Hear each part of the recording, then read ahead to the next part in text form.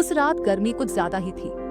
बिजली जा चुकी थी और पुराना पंखा सिर्फ आवाज दे रहा था, हवा नहीं। मैं पहली बार चाची के घर रुक रही थी। छोटा सा कमरा, पुराने जमाने की दीवार जैसे हर राज सुन लेती हो। और उस कमरे में बस एक ही गद्दा था, एक ही चादर और चाची। मैंने धीरे से कहा, मैं नीचे सो जाऊंगी। चाची ने मुस्कुरा के बोला, इतनी गर्मी में पनिशमेंट क्यों? एक ही गद्दा है, पर दो औरतें उसमें आराम से समा जाती हैं। मैं थोड़ा सा शर्मा गई, पर हाँ में सिर हिला दिया और उनके पास जाकर चादर में समा गई। चादर का आधा हिस्सा मेरे पास था, आधा उनके, लेकिन बॉडी हीट पूरी चादर में घूम रही थी। मैं जितना दूर हूँ उतनी ज्यादा खींचती जा रही थी उनकी तरफ। चाची के बाल खुले हुए थे, साड़ी हल्का सा खिसका हुआ था और उनके बदन से एक गीली सी खुशबू निकल रही थी, जैसे बारिश के बाद मिट्टी की। मैंने पीठ मोड़ी तो चाची के हाथ से छू गई। मैं चुप रही, लेकिन उस छूने में कुछ था जो आंखों से नहीं, सीधा सीने तक महसूस हो रहा था। तभी चाची ने पूछा, ठंड लग रही है क्या? मैंने धीरे से कहा, नहीं, पर अंदर से एक अजीब सी घबराहट थी, जैसे कुछ नया होने वाला हो और मुझे नहीं पता मैं तैयार हूं या नहीं। चादर के नीचे हम दोनों की सांस एक ही रफ्तार से चल रही थी। गर्मी के बावजूद उस छोटी सी रात में एक अजीब सी सुकून भरी खामोशी थी। चाची मेरी पीठ की तरफ थी और मैं उनकी तरफ करवट लेकर लेटी थी। बस उनकी पीठ के कर्व्स देख रही थी, आंखों से नहीं, एहसास से। कभी कभी उनका कंधा हल्का सा हिलता तो मेरी सांस रुक जाती थी। वो हर बार चादर को हल्का सा एडजस्ट करती और उनके हाथ मेरी कमर के करीब आ जाते, बस इतनी नजदीक कि एक उंगली भर और आगे बढ़ते तो मेरी रूह से छू जाते। मैं चुप थी, पर मेरी आंखों में एक बारिश चल रही थी, खामोश पर भीगती हुई। मैं धीरे से बोली, चाची, आपको कभी डर नहीं लगा किसी अजनबी के साथ जिंदगी बिताने का? चाची ने पीठ मोड़ी।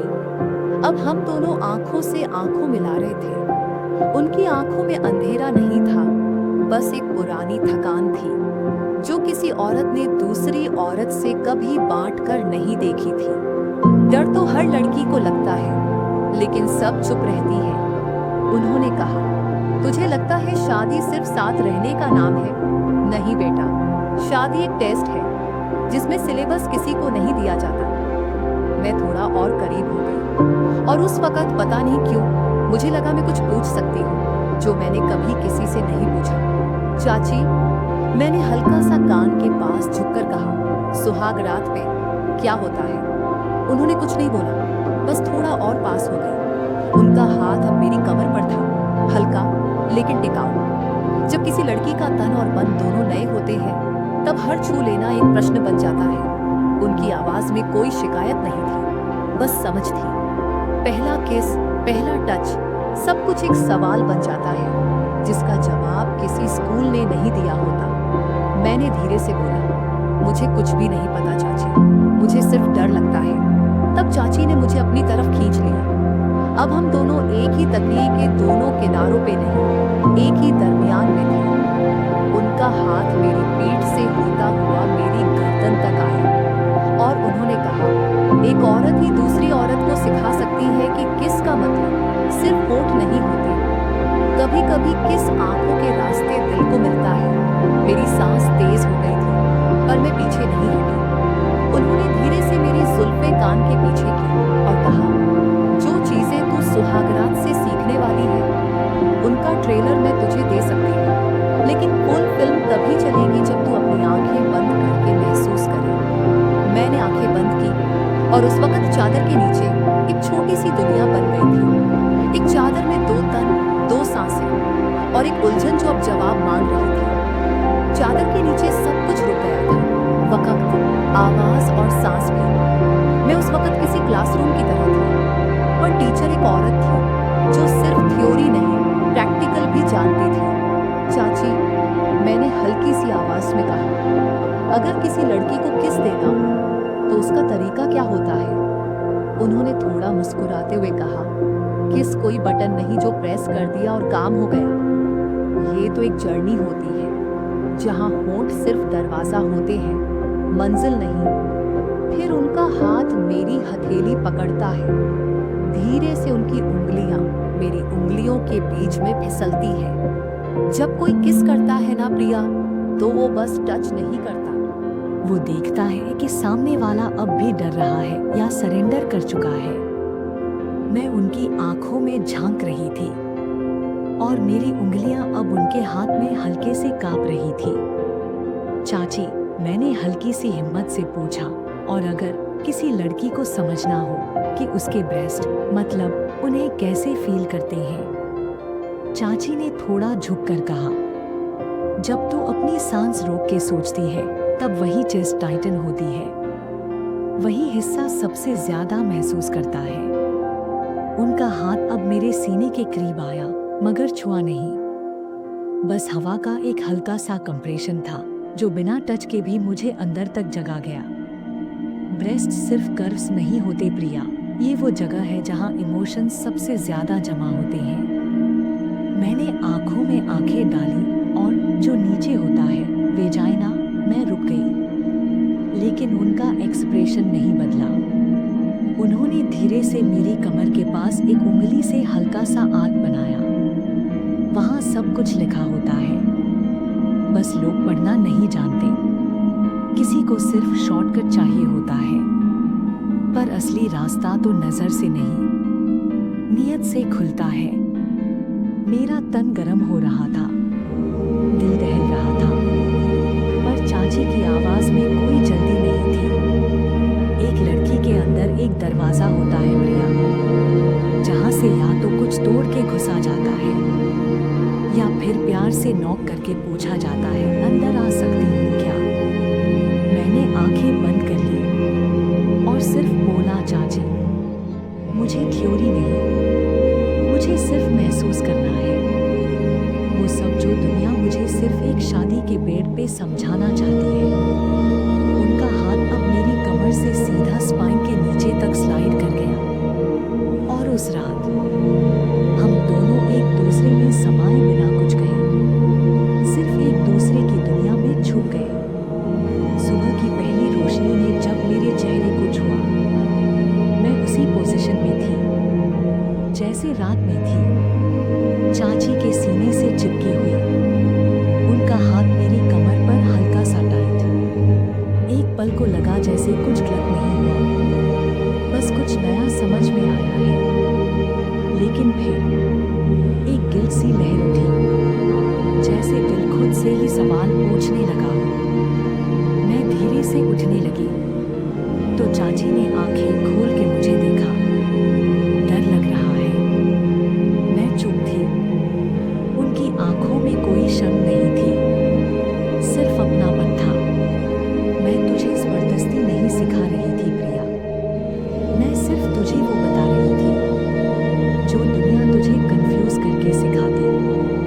मैंने आंखों में आंसू लेकर कहा, लेकिन चाची, अगर किसी ने देख लिया होता तो? उन्होंने हल्की सी मुस्कान के साथ कहा, तो वो सिर्फ हमें देखते पर समझ नहीं पाते, क्योंकि दो औरतों के बीच के एहसास दुनिया के सिलेबस में आते ही नहीं। उस वक्त मेरी आंखों से गिल्ट हल्का होने लगा और उनकी बातों में एक नशा था, जैसे किसी ने मुझे मेरी खुद की परिभाषा दे दी हो। चाची ने अपनी उंगलियों से मेरे बाल पीछे किए और धीरे से बोला, कल रात सिर्फ एक राग था जो तेरे तन से निकला और मेरी रूह ने महसूस किया। इसका मतलब सेक्स नहीं होता प्रिया, इसका मतलब होता है एक औरत का अपनी पहचान से मिलना।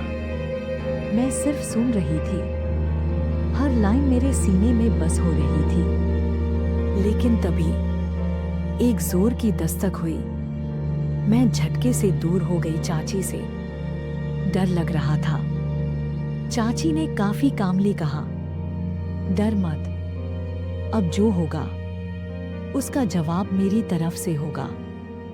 दरवाजे पे दस्तक अब और तेज हो गई थी।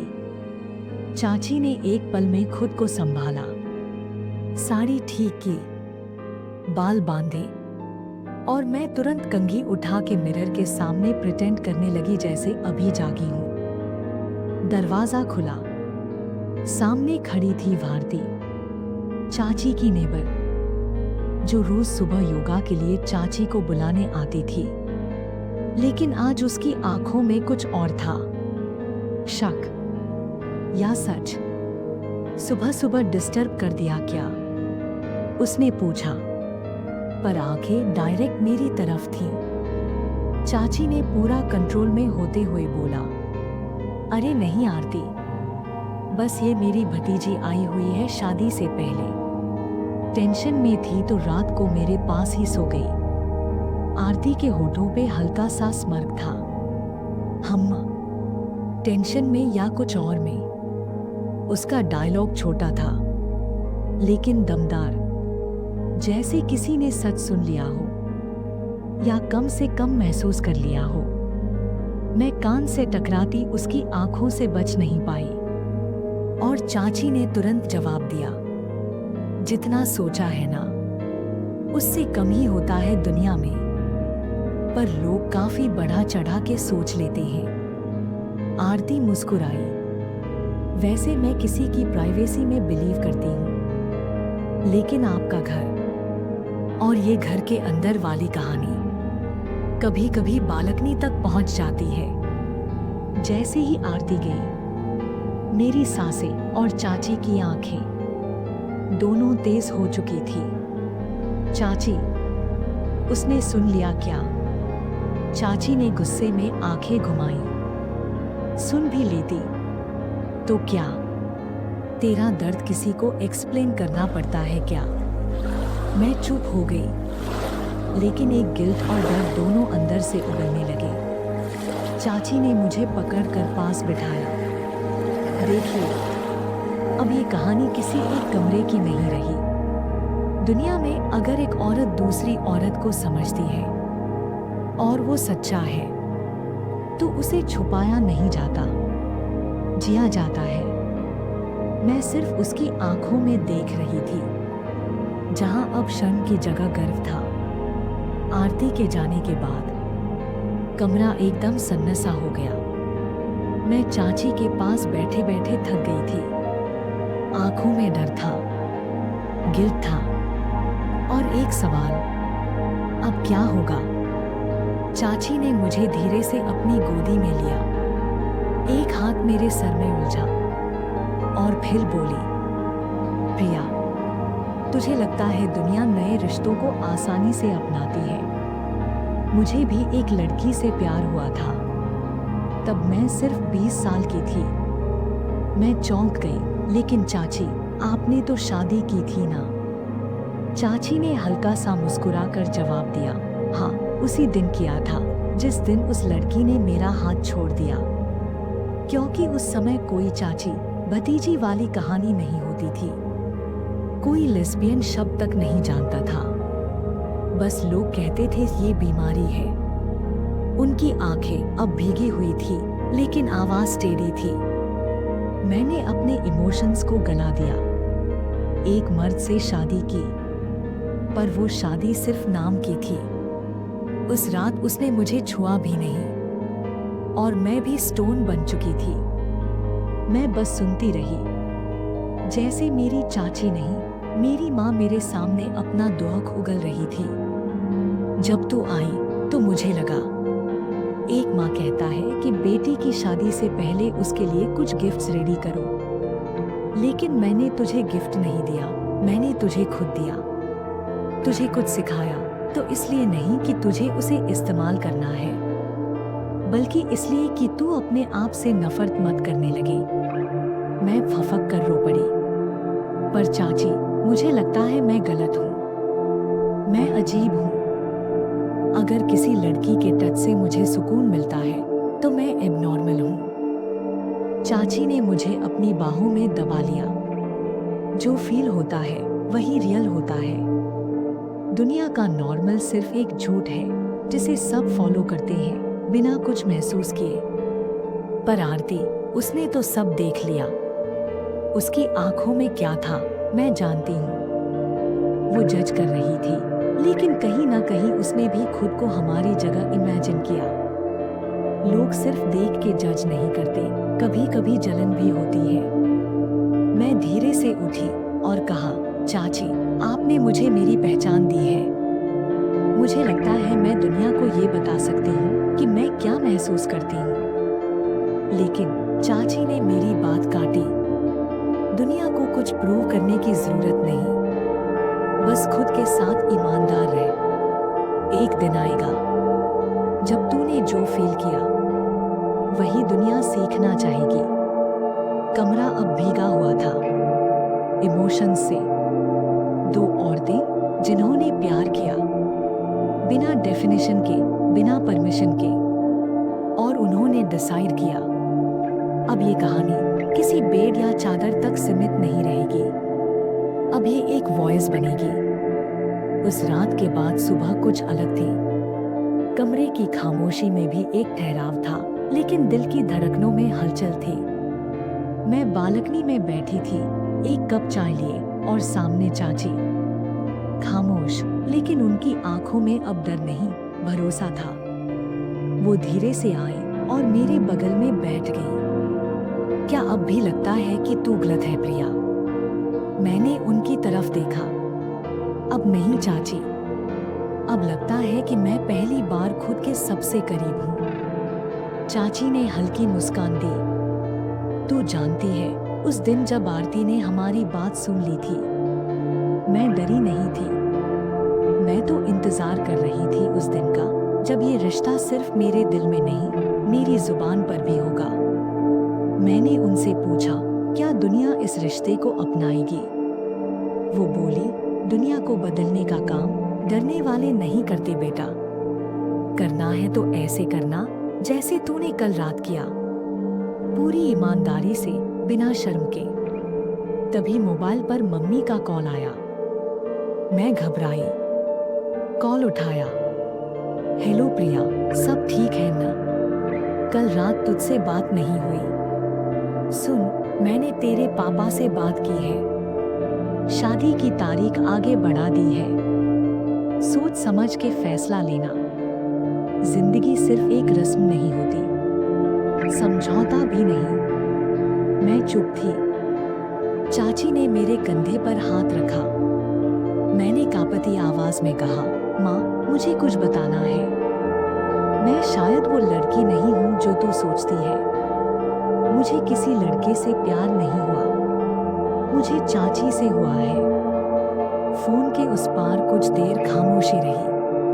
फिर माँ की आवाज आई, क्या वो तुम्हें हर्ट करती है? नहीं माँ, वो मुझे हील करती है। तो फिर कर ले जो तुझे सही लगे। और सुन, दुनिया से मत डरना, माँ तेरे साथ है। उस एक लाइन ने जैसे सब बदल दिया। मैंने चाची को देखा। उन्होंने मेरा चेहरा पकड़कर कहा, अब ये रिश्ता किसी कमरे में छिपकर नहीं जिएंगे प्रिया। अब इसे दुनिया देखेगी और समझेगी भी। हमने शहर छोड़ दिया था, नया शहर, नया किराया का घर और एक नया नाम, प्रिया एंड नंदिनी स्टूडियो। कहानियां दिल से, जहां हम कहानी लिखते थे, वो नहीं जो किताबों में होती है, बल्कि वो जो किसी लड़की के सीने में छुपी होती है। हमने एक छोटी सी ऑफिस खोली और शुरू की एक यूट्यूब चैनल, जहां हम अपनी कहानी और औरतों की कहानियों को दुनिया तक पहुंचाते थे। और जो बात दुनिया ने पाप कही थी, वही अब लाखों लोगों के लिए इंस्पिरेशन बन चुकी थी। कभी कभी रिश्तों की परिभाषा किताबों में नहीं मिलती, वो किसी मौसी की मुस्कुराहट में छुपी होती है, किसी प्रिया की आंखों की बेचैनी में, किसी मम्मी की खामोश सहमति में। प्यार वो नहीं होता जो समाज बताए, प्यार वो होता है जो डर को हराए। अगर तुम्हें ये कहानी छू गई तो बस एक काम करना, कमेंट में सिर्फ इतना लिखना, मैं अपनी पहचान से प्यार करता हूँ, करती हूँ। और इस वीडियो को अपने किसी ऐसे दोस्त के साथ शेयर करना जो अब भी किसी मौसी जैसी ताकत का इंतजार कर रहा है।